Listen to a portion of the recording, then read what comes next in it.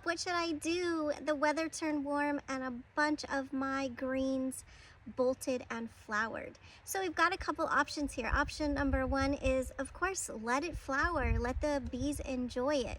Number two, not only let it flower and let the bees enjoy it, let it dry out, die back, and then harvest the seeds. And another option is eat them. What? Yes. Did you know that your brassicas and most of your green flowers are edible?